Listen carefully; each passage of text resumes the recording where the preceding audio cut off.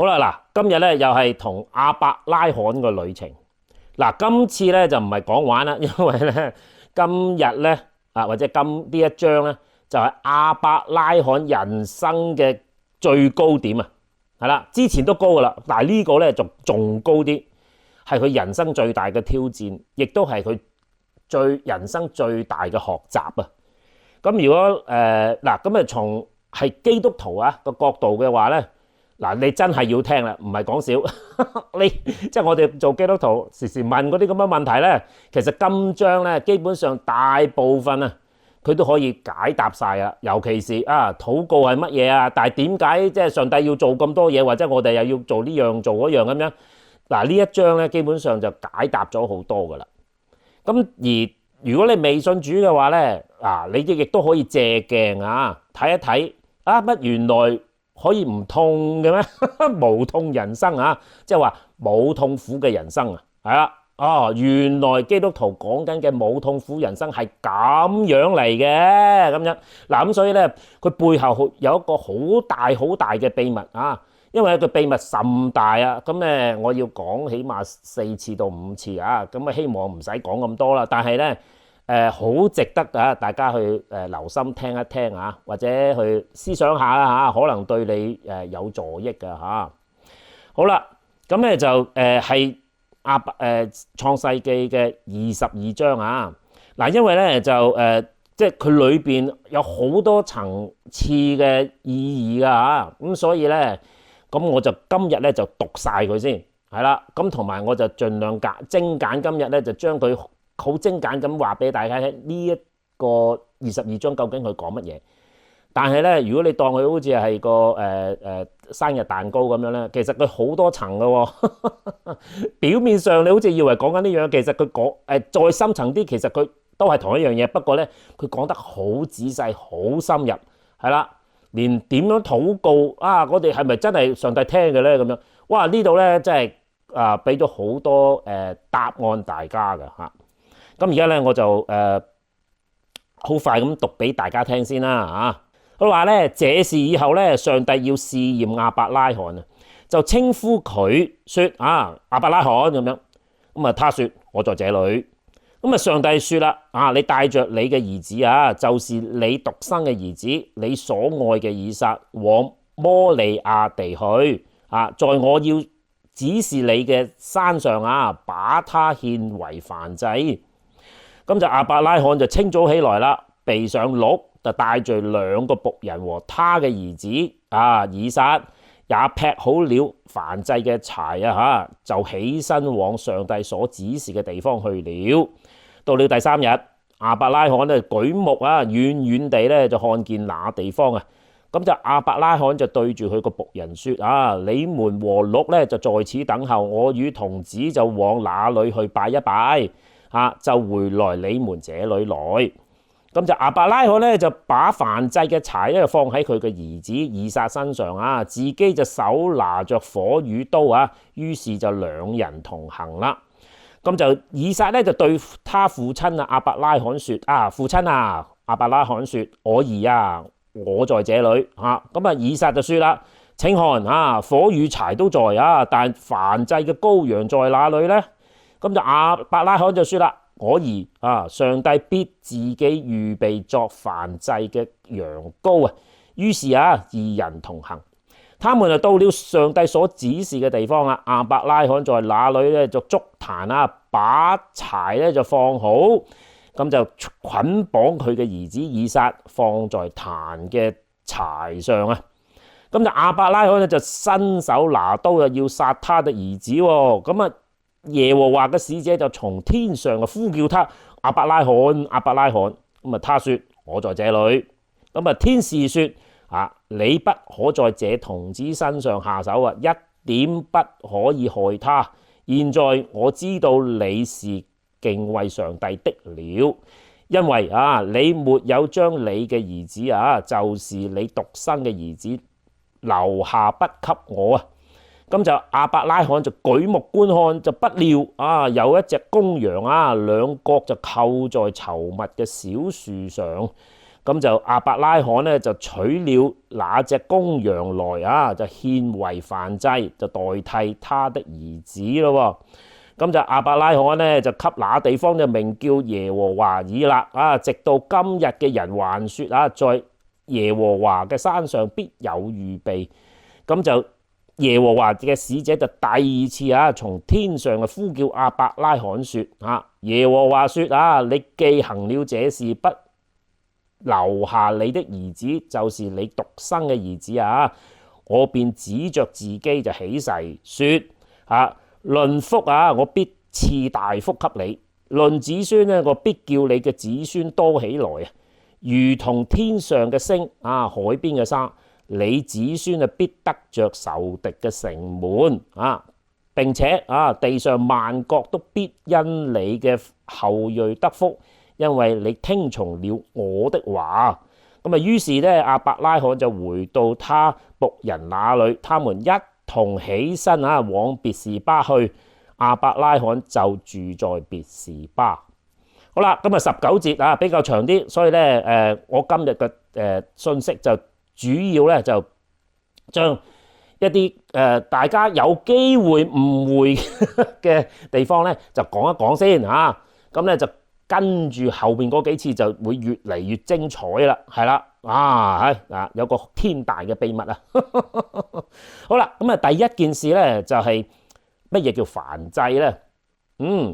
嗱，其實咧就要講清楚，其實祭嘅意義咧，其實就基本上後邊嗰今日啊到4、5次咧，其實都係講緊乜嘢為之祭啊！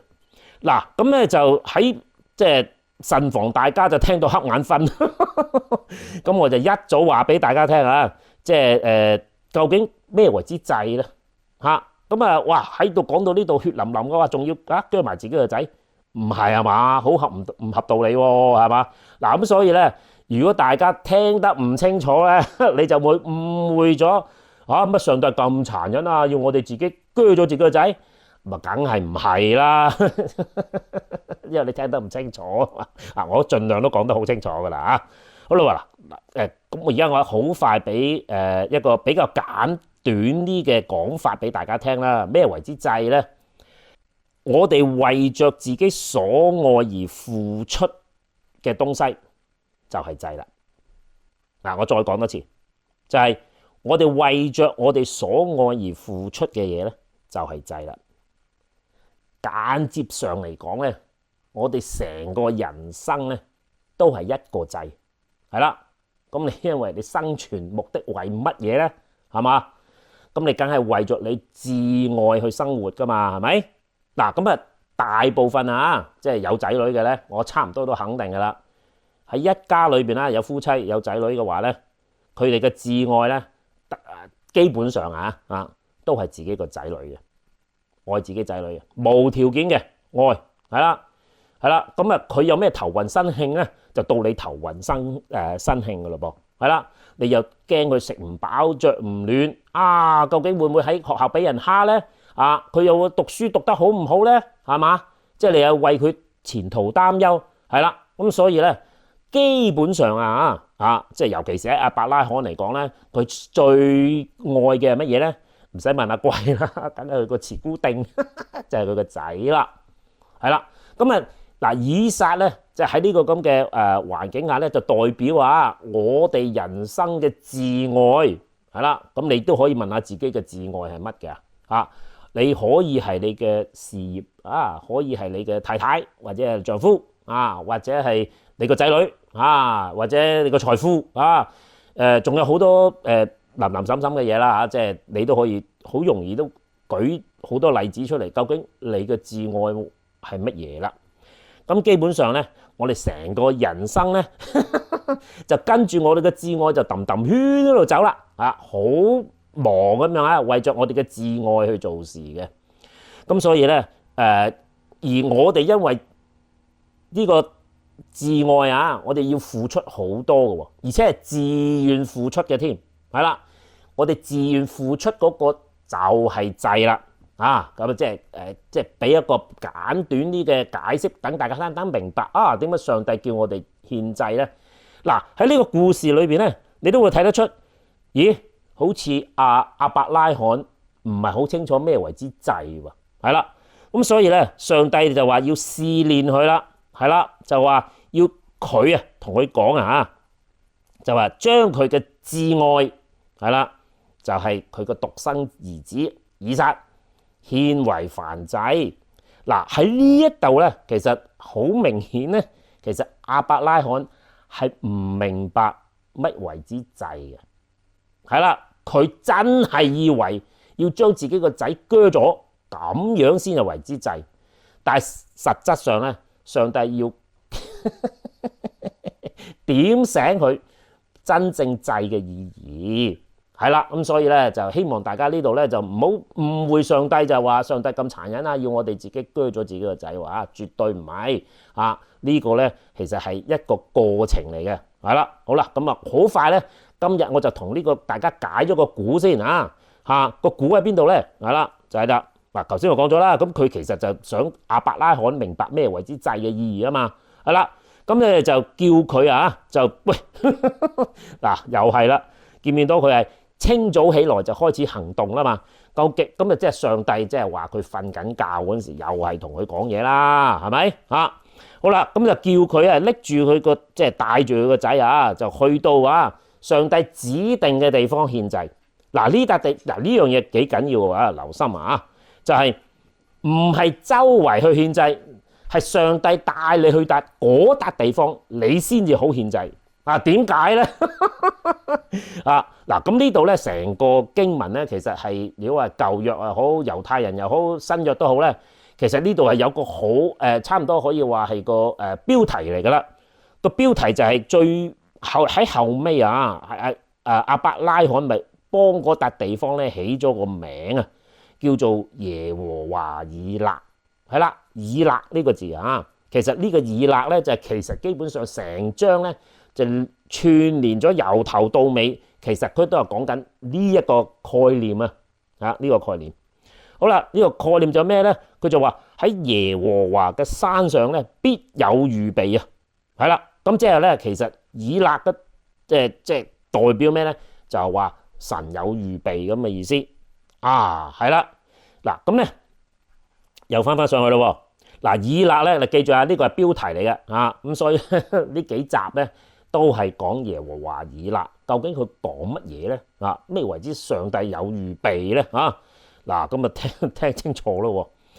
好啦，嗱，其實以勒呢個字咧原文咁咧就嗱咁當然啦，佢翻譯就叫預備啦，英文就叫 prepare 係啦，但係原文咧好奇怪嘅，佢用咗另外一個字嘅，佢話看見係啦，即係擘大隻眼金睛火眼咁嘅意思係啦，好啦咁咁我都覺得即係好有味道佢即係原文係用呢個字嗰陣時咧，佢代表有預備嘅究竟點解要擘大隻眼先至為之預備咧？嗱，咁你大家就要聽清楚咯。好啦，嗱咁你呢度咧，我只係提少少啫下邊嗰幾集咧，我就會講得更加深入即係你真係擘大隻眼嗰時。好啦，嗱咁佢一早起來就哇，即係破柴咁就開始起行咯咁咧就佢話第4節嗰度講到就話第3日咁亞伯拉罕就舉目遠遠地就看見那地方咁樣，究竟點解要等3日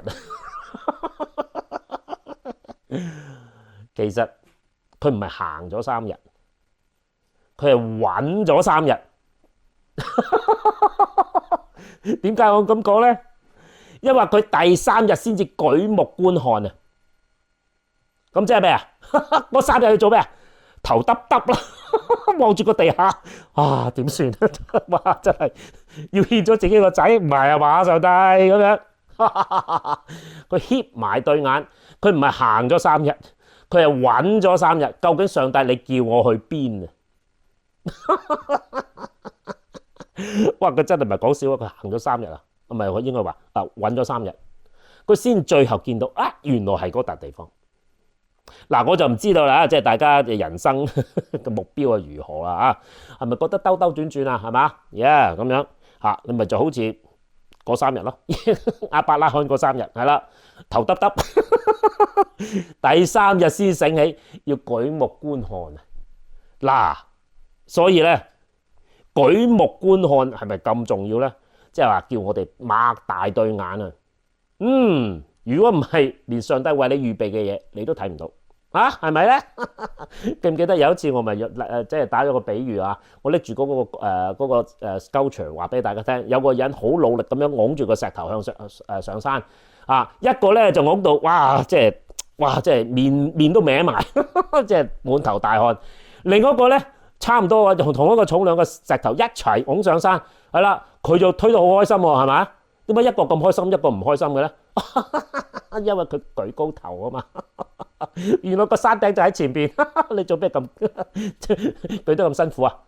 因為你有盼望啊嘛，你知道你就嚟到山頂，你梗係開心啦，係嘛嚇？咁所以咧，原來咧舉目觀看咁重要嘅噃，係啦。咁亞伯拉罕咧，咁啊梗係啦，即係唔怪得佢啊。話你即係上帝叫你獻咗至愛俾佢喎，係咪嚇？咁所以咧，嗰3日咧，佢就好閉翳，頭耷耷咁樣走去揾上帝嘅山。佢係第3日先舉頭觀看嘅，係啦。咁所以咧，所以咧，耶和華以勒啊，其中一個好重要嘅嘢，希望大家擘大對眼，係啦咁樣。咁喺呢度咧就，我只係願大家就打開隻耳仔，打開個心去聽啊。係啦 ，OK， 好，有繼續啊。嗱，咁下邊我會繼續詳細講，你放心，我地氈式咁解釋俾大家聽啊。好啦，咁好快咁就去到即係比較緊張嘅地方先啦嚇。咁大家都好覺得好詫異啊！點解亞伯拉罕係咪傻咗咧啊？咁即係起壇啊！擺埋啲柴，仲要綁埋以撒啦，就放埋佢上去。嗱，留心啦！嗱，我諗咧大部分人咧都可能誤會咗呢段經文㗎啊！咁我想俾大家clarify 下，即係等大家唔會有誤會啊！好啦，佢就話咧，佢擺咗上去啦。亞伯拉罕第10節，亞伯拉罕咧就伸手拿刀要殺他嘅兒子。你留心咧就係。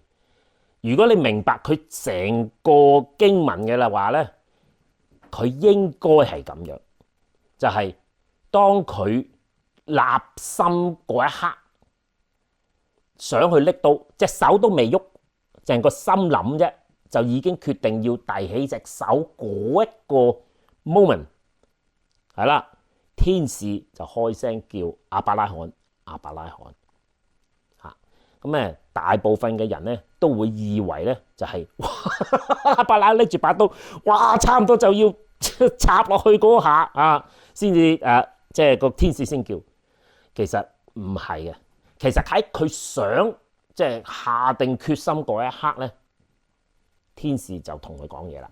即係其實咧就唔係話好緊張咁樣，哇！即係拍戲咁樣 ，we 暈，哇！即係好似好緊張流晒汗，係咪啦？就真係要即係插落自己嘅仔度，梗係唔係啦？咁即係大家小心啲啊！如果你明白整段經文真正佢嘅含義嘅話咧，其實要亞伯拉罕明白，佢要獻祭就係話你嘅至愛，麻煩你千祈唔好溺愛佢啊！係啦。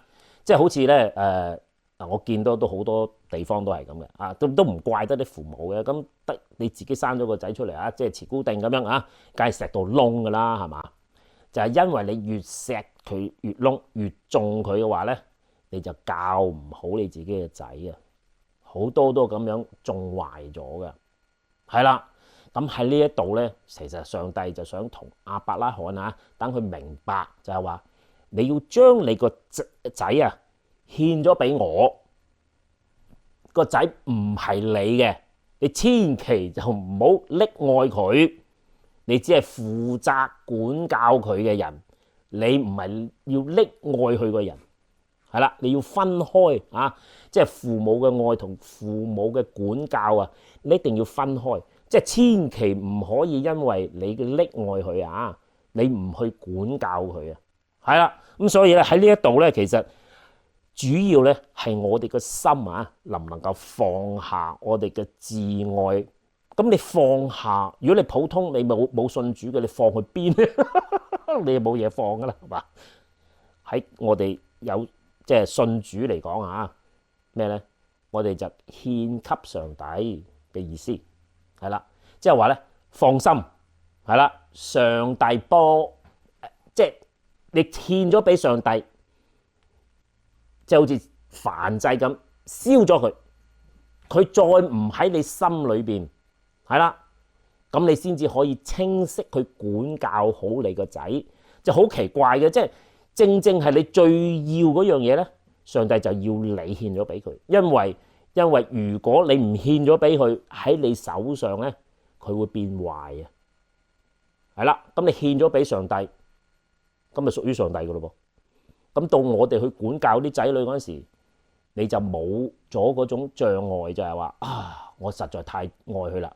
我縱容佢，搞到佢咧，即係有時啊，即係有時你都會見到嘅，嗰啲祖父母啊，係啦，嗱咁啊，如果真正做父母嗰啲咧，要管教嘅咧，你哋一個就要啊，即係扮好人啊，一個就扮衰人，係嘛係嘛？睇下老婆係做邊個啊，老公做邊個係嘛？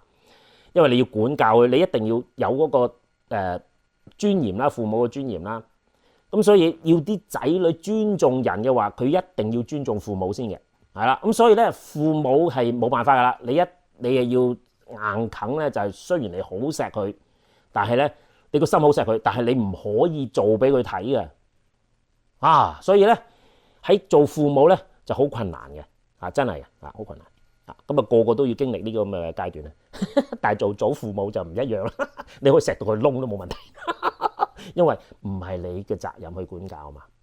嗱，即係希望咧，喺呢一度等大家明白點解上帝好似咁harsh 啊，咁殘忍，要亞伯拉罕做呢件事，因為佢唔將以撒獻俾上帝嘅話，佢一定縱壞佢。係啦，咁所以咧喺呢一度咧就係當佢啊，哇，真係〜最後一刻，佢就話：嗱，上帝，喂，你獻唔獻佢咧？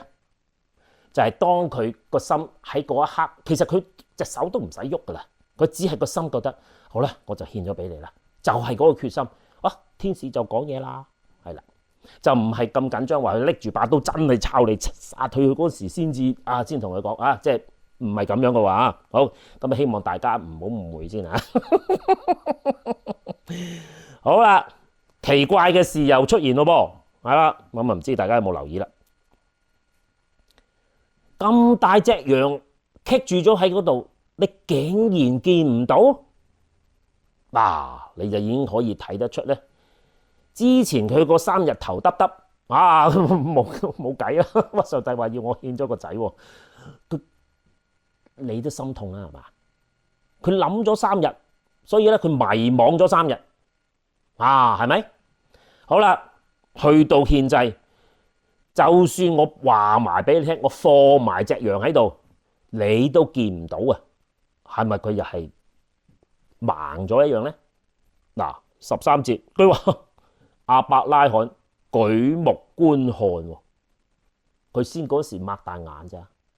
嗱，咁當然啦，佢成個過程梗係隻眼梗係擘大咗啦。究竟佢乜嘢瞌埋眼咧？咪就係個心咯。佢個心瞌埋眼，咁所以咧，當佢立志啊，將以撒獻俾上帝嗰一刻啊，佢隻心眼就開啦，一開咧就見到隻羊，咁啊即刻攞嚟啊就獻俾上帝咯。嗱，咁所以咧喺呢一個啊，即係呢一章啊，即係10幾20節啦嚇，可以見得出咧就係話。神為我哋預備嘅嘢咧，我哋個心要開先見得到嘅。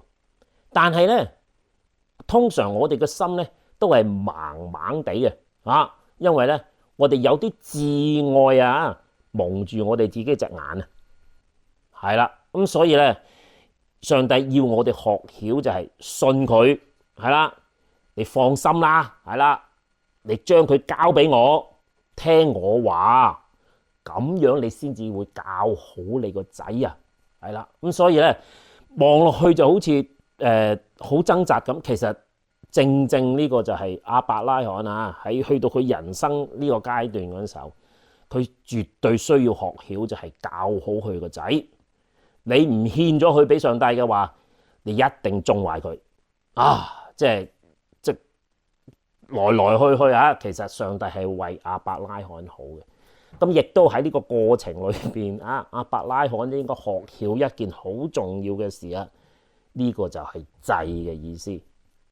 上帝就好似要我哋犧牲啲乜嘢咁，你啱啱搞錯，正正就係你好似你要犧牲嗰樣嘢，正正就係你要獻俾上帝嘅嘢，因為你想保存佢啊嘛。唔該你交俾我，然後你聽我話去照顧好佢，嗰樣嘢好似對我哋嚟講係一種犧牲，但係實質上係上帝嘅祝福，亦都係因為佢經歷咗啊呢個咁嘅經歷，佢唔再溺愛以撒，亦都教曉以撒點樣教曉佢下後代啊。如果唔係，佢點樣將福氣帶俾萬國呢？咁所以我哋做任何一件事啊，都要有決心啊。係啦，嗱，嗰個決心就好似有犧牲嘅講法，但係實質上嗰個犧牲唔係犧牲嚟。佢唔經歷過呢件事，佢唔知道點樣去真真正正去做好佢手頭嘅事幹。係啦，咁所以咧，你可以用呢個祭嚟反映喺我哋嘅人生裏邊。究竟我哋人生咁長時間掙扎為乜嘢咧？嗰樣嘢就通常啊，都係我哋嘅自愛，又令到我哋有恐懼，所以咧我哋更加溺愛佢。係啦，咁就上帝同我哋大家講：你想有福氣咧，唔該，你將佢獻咗俾佢啦。係啦，你唔會冇咗嘅，你只會喺神嘅手上咧發揚光大，但係反而喺自己嘅手咧，哎呀，真係敗壞不堪啊！咁所以咧，我哋要學會就係將我哋嘅自愛咧獻俾上帝，呢個就係真真正祭嘅意義。OK， 咁啊，下次我將更加裏邊嘅內容更加仔細再講得清楚啲啊。今日我只係講個大概啫啊。咁啊，如果有咩問題可以留言啊。如果唔係嘅話咧，就願主啊祝福你啊。下次再見，拜拜。